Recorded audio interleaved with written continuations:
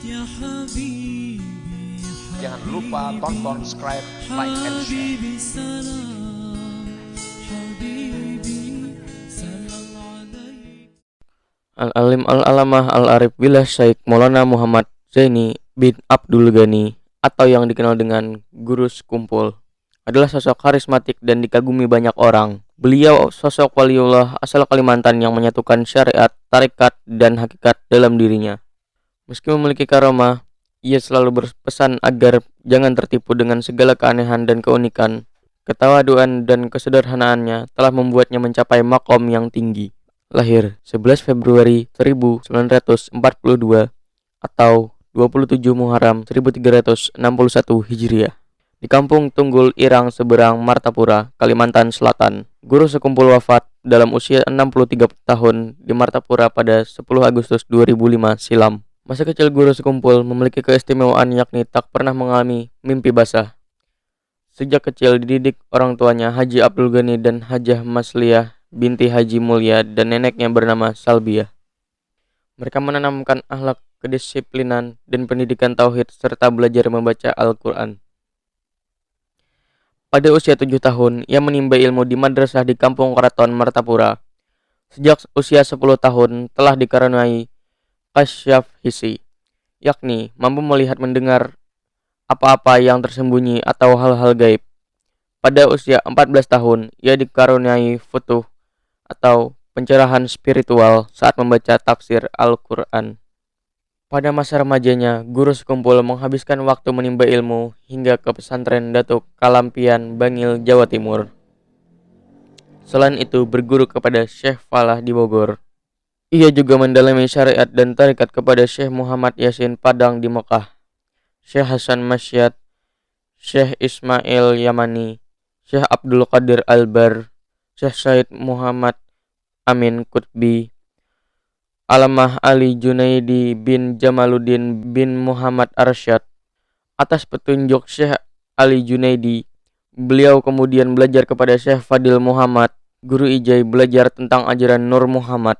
Beliau juga mendapat ijazah Maulid Imtud Durar dari sahabat karibnya, Habib Anis bin Alwi bin Ali Al-Habsyi dari Solo, Jawa Tengah. Ia sempat mengajar di pesantren Darussalam Martapura selama 5 tahun. Kemudian membuka pengajian di rumahnya sendiri pada tahun 1970-an. Didampingi kiai terkenal yakni Guru Salman Mulia. Pada 1988 pindah ke Kampung Sekumpul, membuka kompleks perumahan Ar-Raudah atau Dalam Regol. Sejak itulah kewibawaan dan karismanya memancar luas dan banyak tamu berdatangan bahkan dari Malaysia, Singapura, dan Brunei. Sebagian datang untuk berguru, sebagian mencari berkahnya, dan sebagian ingin berbaiat tarekat Samaniyah. Beberapa tokoh nasional juga pernah mengunjungi Guru Sekumpul. Sejak kecil, Guru Sekumpul sudah memperlihatkan sifat mulia, penyabar, ridha, pemurah, dan kasih sayang terhadap siapa saja. Kasih sayang yang ditanamkan ayahnya telah membuatnya berhati lembut, penyayang, dan pemurah kepada semua orang. Sebagai ulama, Abah Guru Sekumpul dikenal sebagai orang yang lembut, kasih sayang, sabar, dermawan, dan tekun. Apapun yang terjadi terhadap dirinya, beliau tak pernah mengeluh, bahkan pernah beliau dipukuli oleh orang-orang yang dengki kepadanya. Namun beliau tidak mengeluh atau menaruh dendam sama sekali. Beliau juga mengajarkan agar orang senantiasa mencintai dan hormat kepada ulama yang baik dan saleh. Apabila saat pengajian, tidak kurang dari 3.000 orang datang ke pengajiannya dan selalu diberi jamuan makan. Kedermawanan Guru Sekumpul ini tampak bukan hanya kepada lingkungan sekitar tetapi juga ke setiap tempat yang disinggahinya. Salah satu pesannya adalah jangan bakhil, karena itu adalah sifat tercela. Salah satu keunikannya dalam berdakwah adalah perhatiannya kepada kesehatan umat. Pada waktu tertentu, beliau mendatangkan dokter spesialis untuk memberikan penyuluhan kesehatan sebelum pengajian dimulai. Beberapa kisah karomahnya diantaranya saat masih di Kampung Keraton, Guru Sekumpul biasanya duduk dengan beberapa orang sambil bercerita tentang orang-orang terdahulu untuk mengambil pelajaran dari kisah itu. Suatu saat beliau bercerita tentang buah rambutan yang saat itu belum musimnya. Tiba-tiba, beliau mengacungkan tangannya ke belakang seolah-olah mengambil sesuatu dan mendadak di tangan beliau sudah memegang buah rambutan matang yang kemudian beliau makan. Beliau juga bisa memperbanyak makanan setelah makan sepiring sampai habis. Tiba-tiba makanan di piring itu penuh lagi, seakan-akan tak dimakan olehnya. Kisah lain, suatu ketika terjadi musim kemarau panjang dan sumur-sumur mengering. Masyarakat pun meminta guru sekumpul agar berdoa meminta hujan. Beliau lalu mendekati sebatang pohon pisang, menggoyang-goyangkan pohon itu dan tak lama kemudian hujan pun turun.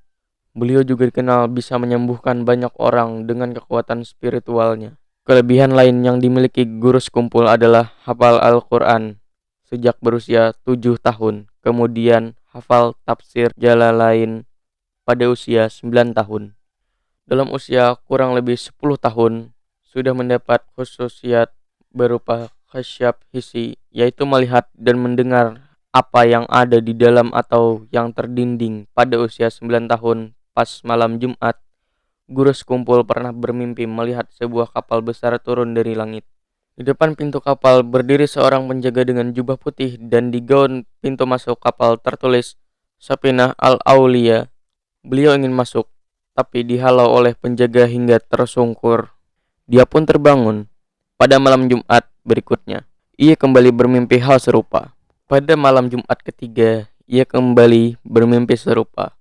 Tapi kali ini ia dipersilahkan masuk dan disambut oleh seorang syekh. Ketika sudah masuk, ia melihat masih banyak kursi yang kosong. Saat guru sekumpul merantau ke Jawa untuk mencari ilmu, tak disangka orang yang pertama kali menyambutnya dan menjadi gurunya adalah orang yang menyambutnya dalam mimpi tersebut. Adapun sebagian karamah abah guru sekumpul diambil dari manaqib risalah riwayat Kiai Haji Muhammad Zaini bin Abdul Ghani Al-Banjari yang disusun guru Haji Muhammad Hudari.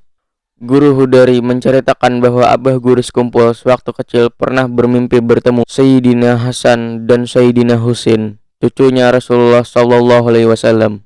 Yang keduanya membawakan pakaian jubah dan memasangkan padanya lengkap dengan surban. Kemudian keduanya memberikan nama Zainal Abidin. Setelah bangun, beliau menceritakan mimpi itu kepada ayahnya. Kemudian ayahnya mengganti nama beliau yang dulunya Qusyairi menjadi Muhammad Zaini. Kisah lain, suatu hari abah guru sekumpul berburu burung. Ketika sampai di padang karang, ia mendengar suatu zikir, La ilaha illallah. Spontan, ia pun berjalan naik ke kampung karang tengah mencari asal suara itu. Ternyata zikir itu berasal dari makam Tuan Guru Haji Abdullah Khotib. Beliau langsung berziarah dan setiap tengah malam bulan terang, guru sekumpul melakukan ziarah ke makam itu. Di akhir hayat guru sekumpul sebelum meninggal dunia, sempat dirawat di rumah sakit Mount Elizabeth, Singapura selama 10 hari. Namun, pada Selasa malam beliau pulang dan tiba di Banjarmasin keesokannya, Rabu, 10 Agustus 2005, pukul 5:10 waktu setempat. Beliau berpulang ke rahmat Allah. Ribuan orang dari berbagai daerah di Kalimantan Selatan berdatangan ke Martapura untuk memberikan penghormatan terakhir dan mengiringi jenazah beliau hingga ke pemakaman. Guru sekumpul merupakan keturunan ke-8 dari ulama besar Banjar, Maulana Syekh Muhammad Arsyad bin Abdullah Al-Banjari. Semasa hidupnya, guru sekumpul pernah berpesan tentang karomah. Dia mengatakan, jangan pernah berpikir atau berniat untuk mendapatkan karomah dengan melakukan ibadah atau wiridan. Sebab, karomah yang paling mulia dan tinggi nilainya adalah istiqamah di jalan Allah. Kalau ada orang mengaku sendiri punya karomah tapi sholatnya tidak karuan, maka itu bukan karomah. Jangan lupa tonton, subscribe, like, and share. حبيبي سلام